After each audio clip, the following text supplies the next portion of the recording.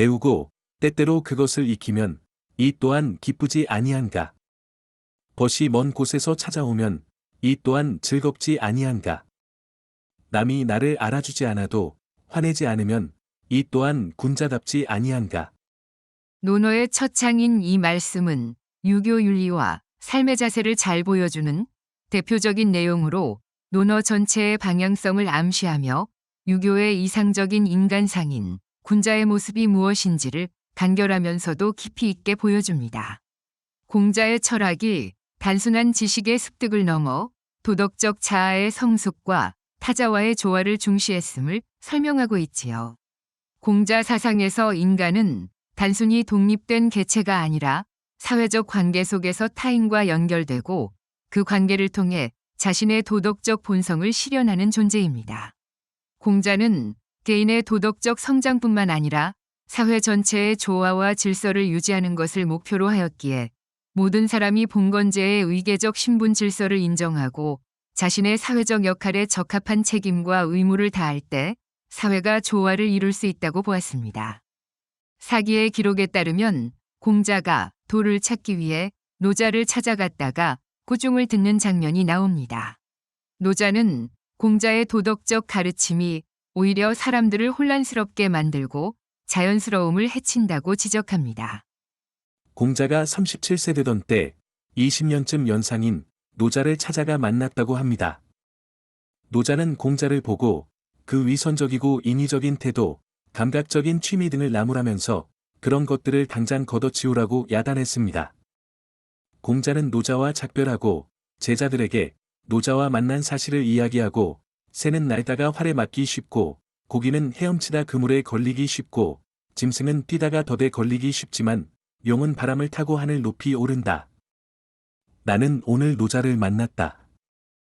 얼마나 위대한 용인가 라며 극찬했다고 합니다.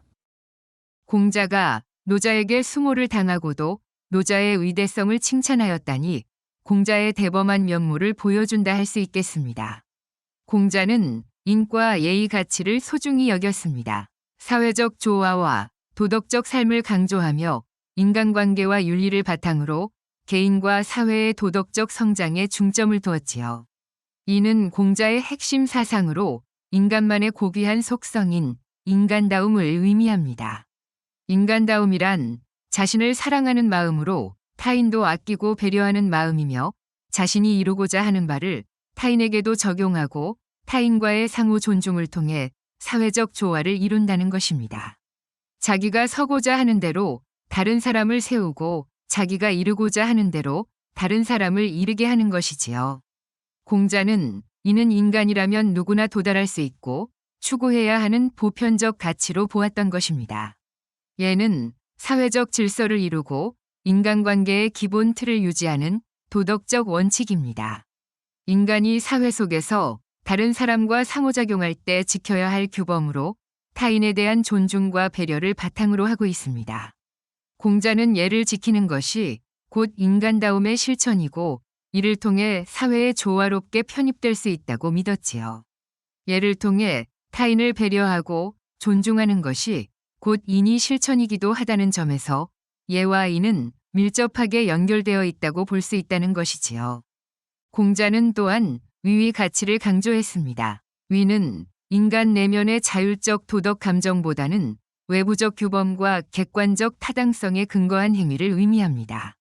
이는 개인의 자발적 심성에만 의존하지 않고 관계의 조화와 사회 질서 확립이라는 뚜렷한 목적을 지향합니다.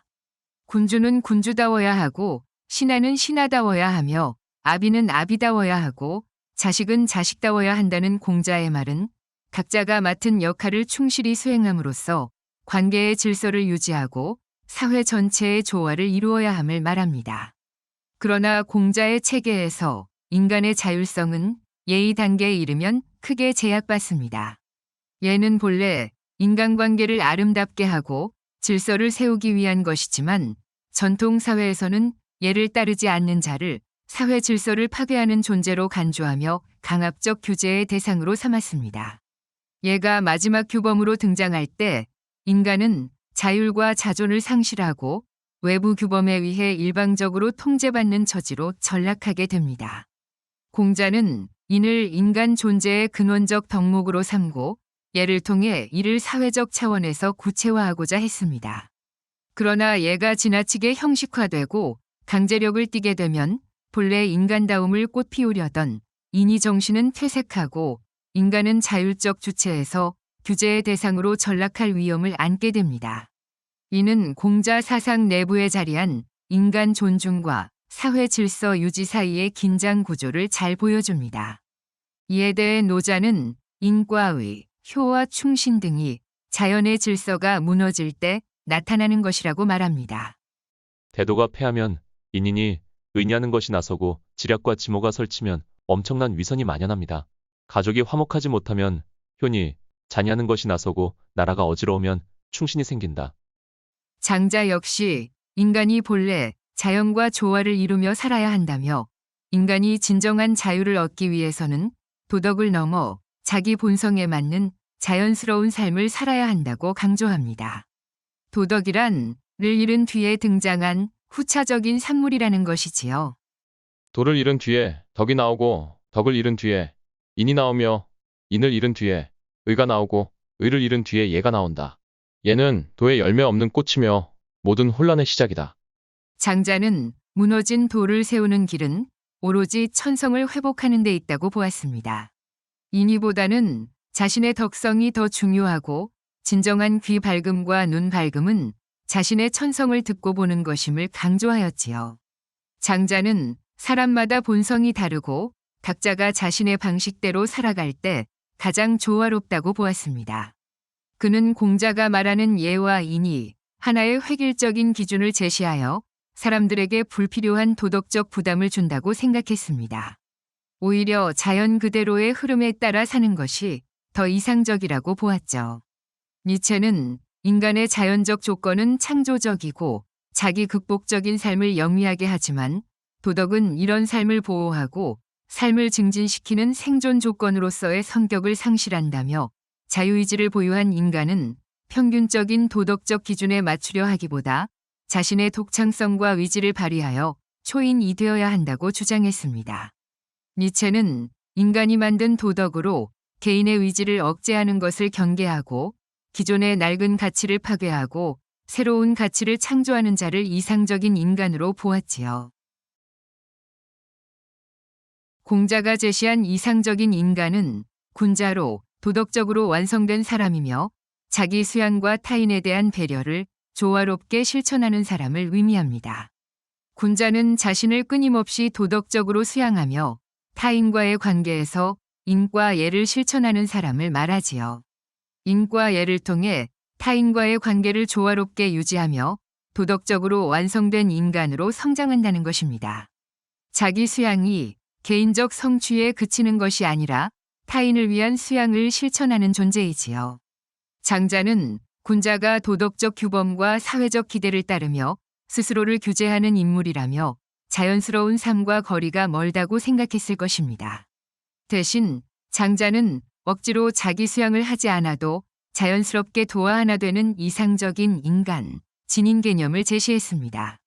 진인은 공자가 강조하는 도덕적 규범에서 자유롭고 얽매이지 않으며 스스로의 본성을 따르는 사람이지요.